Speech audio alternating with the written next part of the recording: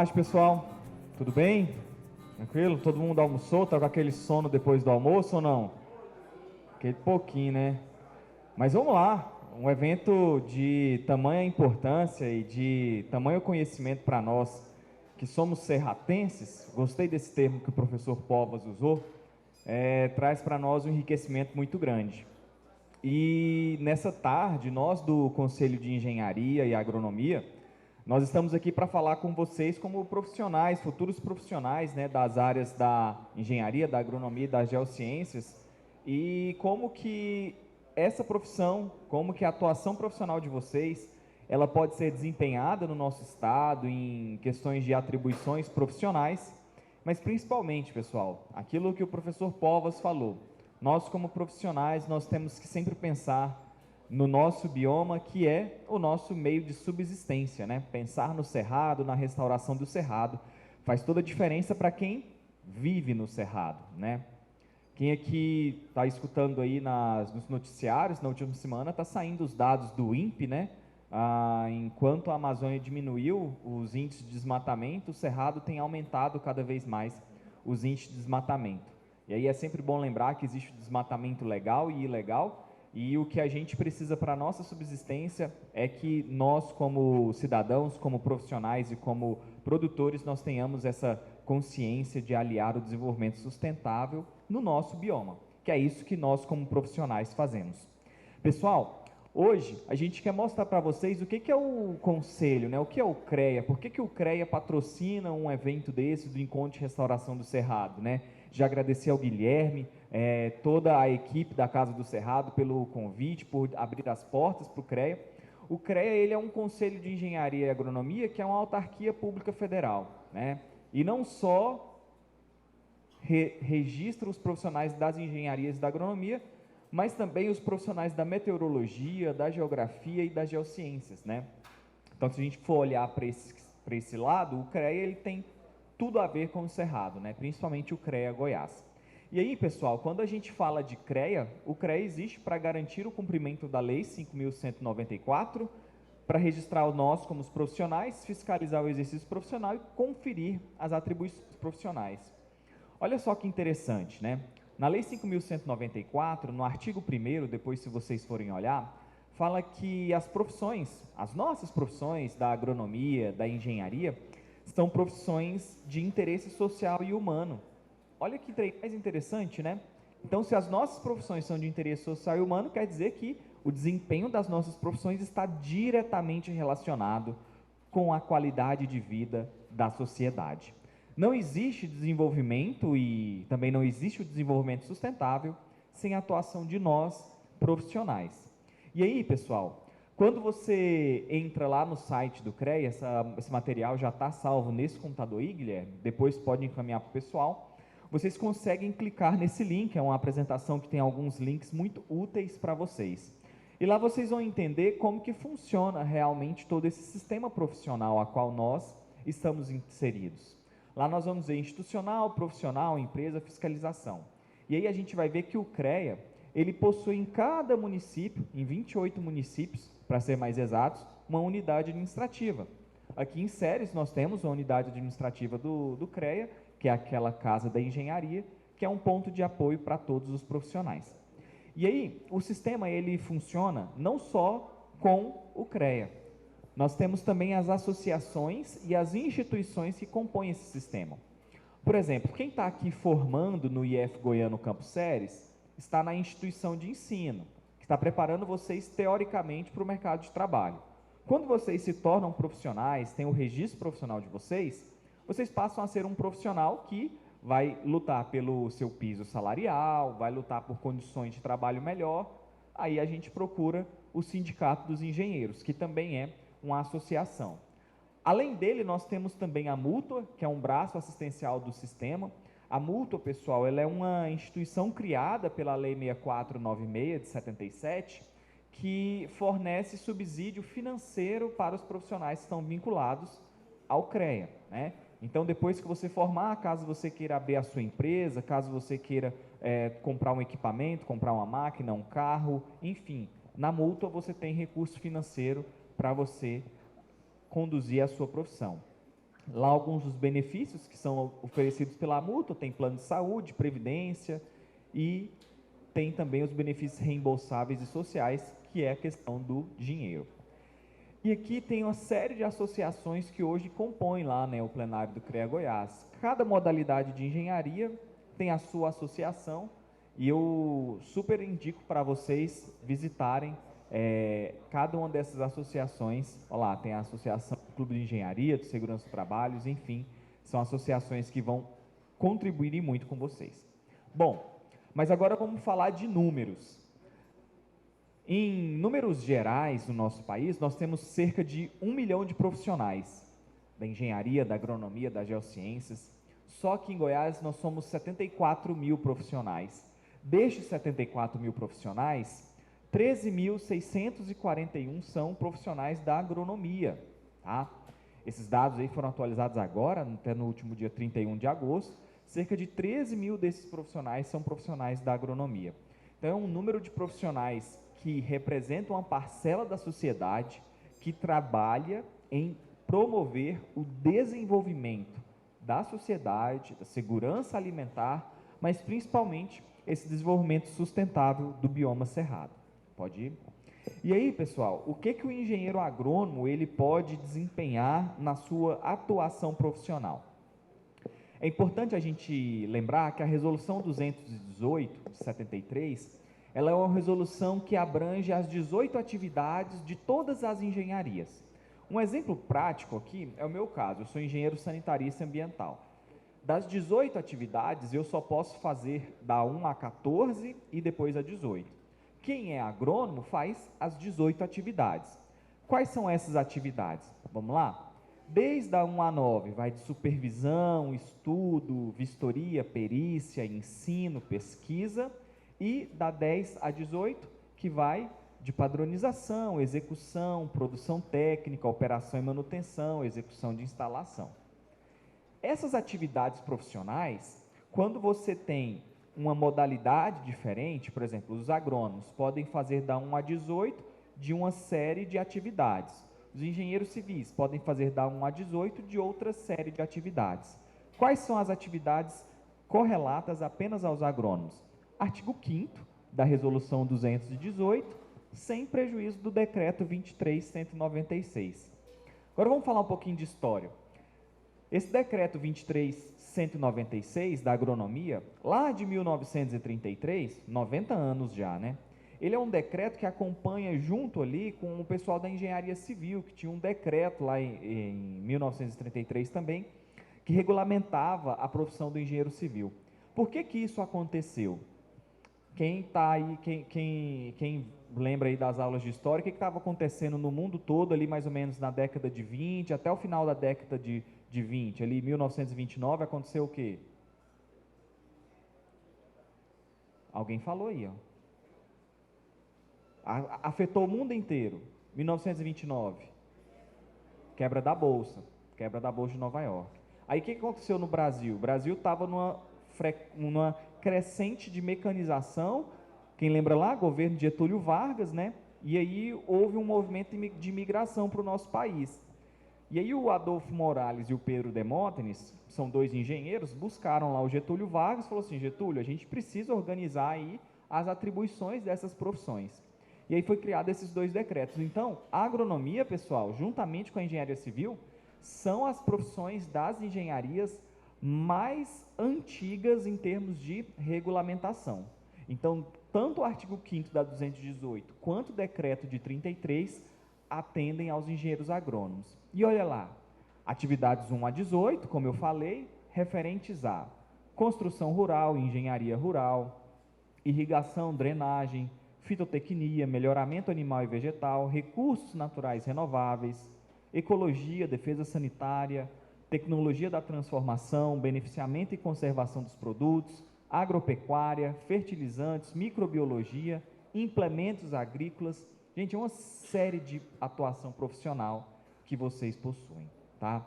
E aí, todas essas atuações profissionais, pessoal, elas podem ser correlacionadas com a restauração do cerrado também, né? É uma função do engenheiro agrônomo, do profissional das geociências, do profissional relacionado ao meio ambiente, o desenvolvimento sustentável do nosso bioma.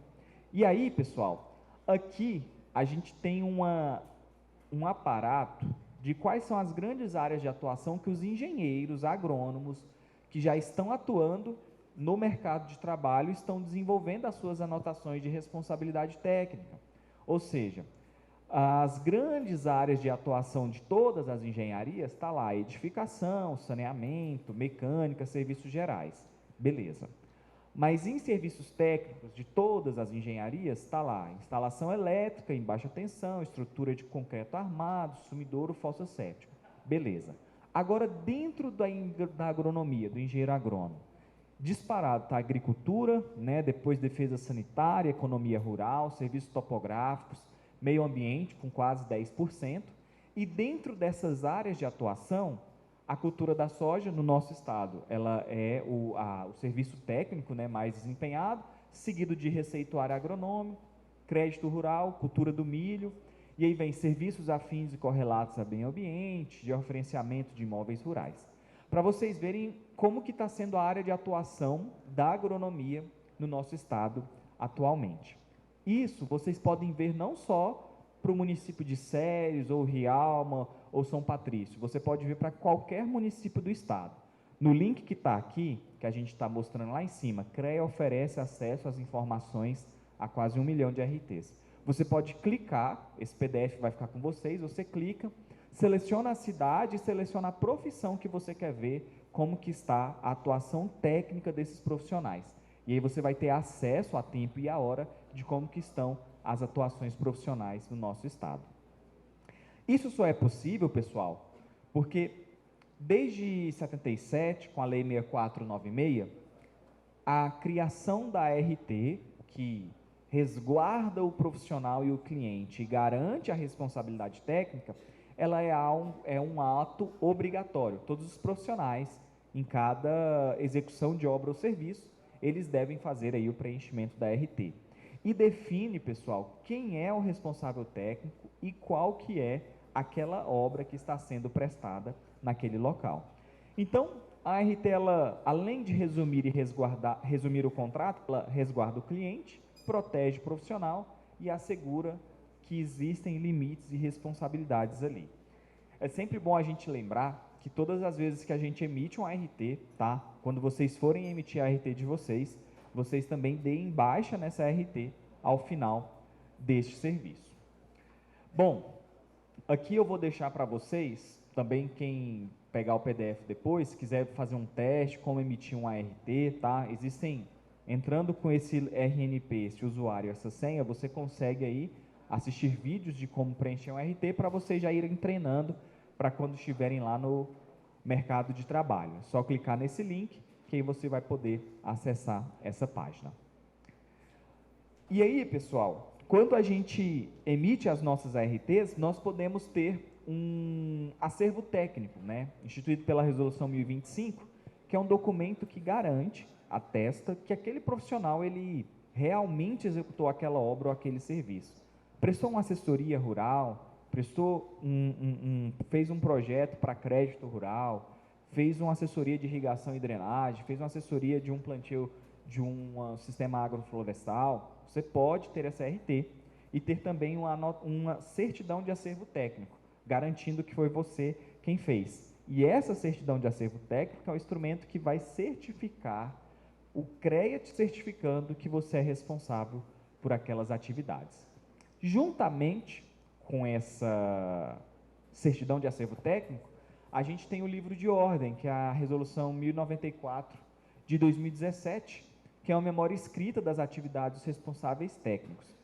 Muitas já aconteceu várias vezes de um profissional receitar, né, um defensivo agrícola, ou então fazer uma orientação para uma irrigação sustentável e o produtor não ouvir o profissional, né? Ele fala assim, não, o profissional está falando aqui, mas eu vou fazer além. O livro de ordem ele te resguarda, porque ele é compartilhado com o seu cliente, onde você pode fazer as anotações, olha, tal dia eu fiz essa instrução técnica e o cliente não quis me ouvir, mas eu fiz a instrução técnica, pautei pelas boas práticas da engenharia. Então, o livro de ordem, por ele ser essa memória escrita, ele resguarda o profissional das suas orientações. E não tem como, pessoal, a gente falar de uma conduta profissional se a gente não falar de ética, né? Hoje em dia, a gente está começando a retomar a importância e a valorização da engenharia em âmbito nacional, mas alguns anos atrás a engenharia ela foi tida como uma profissão não ética, né? Então, o nosso Código de Ética Profissional, ele define quais são os nossos direitos e deveres profissionais. Resolução 1002 do CONFEA, que instituiu o Código de Ética, traz quais são as condutas necessárias para a boa prática das nossas profissões. Nesse link que está aqui abaixo desse livrinho, você também consegue baixar esse livrinho em PDF para você ter acesso quais são as suas condutas éticas. Lá no nosso artigo 13, fala que todo ato cometido pelo profissional que atente contra os princípios éticos, descumpra os deveres de ofício, pratique condutas vedadas ou lese direitos reconhecidos, é uma infração ética. Vocês lembram que no início da minha palestra eu falei que a nossa lei, o artigo 1º, fala que as nossas profissões são de interesse social e humano, né? Da mesma forma, a nossa conduta, ela tem que ser uma conduta que não lese os direitos da sociedade e não degrade o meio ambiente também, tá? E aí, lá no artigo 71, existem as penalidades que são adotadas quando há infração ética, e a gente deixa aqui para vocês terem conhecimento sobre isso. Quando vocês formarem e forem profissionais, se atentem. Existe um código de ética da profissão que vocês escolheram, tá? Olha só essa manchete. Em maio de 2013, um avião de pulverização de defensivos agrícolas despejou em geopleno sobre a Escola Municipal Rural de São José do Pontal, no assentamento Pontal dos Buritis, em Rio Verde, estado de Goiás, atingindo aproximadamente 122 pessoas, em sua grande maioria crianças e adolescentes. Próxima imagem, vai falar que o engenheiro agrônomo foi multado em R$50 mil por degradar nascentes com açude irregular, ali em Bela Vista, a 324 quilômetros. Pode passar para a próxima. Pessoal, quando a gente fala essas duas manchetes, não é para passar terrorismo, não é para fazer medo em ninguém. É só para mostrar que nós, como profissionais, nós temos a responsabilidade socioambiental de instruir adequadamente os nossos clientes. Quando você tiver os seus clientes, quando você estiver aí conduzindo a sua profissão, instrua da melhor forma possível. Quem lembra aqui de Brumadinho? Né, quando houve lá o rompimento da barragem, quem foram os primeiros a serem indiciados? Não foram os donos, foram os engenheiros responsáveis pelo barramento. Então, assim, a nossa profissão é uma profissão muito técnica, uma profissão que exige de nós muita assertividade nas orientações técnicas. Então, nós temos que nos pautar pela conduta ética. E o CREA, por ser uma autarquia federal de fiscalização, ele fiscaliza para garantir a qualidade de vida da sociedade e também para garantir que haja emprego para os profissionais, né? E como que funciona essa fiscalização? Ela acontece de duas formas. A primeira delas é uma orientação, uma fiscalização que é orientativa, né? O fiscal chega, verifica se tem um profissional, se o profissional está lá no local, vê se tem um ART, vê se os projetos estão ok. Caso tenha um profissional e ele tenha esquecido de fazer a ART, abre-se um prazo para o profissional regularizar aquela obra, emitindo a ART e tal. Agora, a outra fiscalização é a punitiva, quando não se tem um profissional naquele local, quando o cliente não quer contratar um profissional, aí sim é lavrado um auto de infração, né? Porque o que garante a qualidade de um serviço e que a sociedade está sendo resguardada é quando tem um profissional, eu ou você, atendendo ali a sociedade. Nós, engenheiros, nós, agrônomos, nós, profissionais das geociências, somos responsáveis por garantir a qualidade da sociedade. E aí, toda vez que tem uma fiscalização, gente, é para ver se tem o profissional, ver se o projeto está lá, ver se as normas ambientais ou legislações pertinentes estão sendo cumpridas. Por isso que é importante a nossa fiscalização.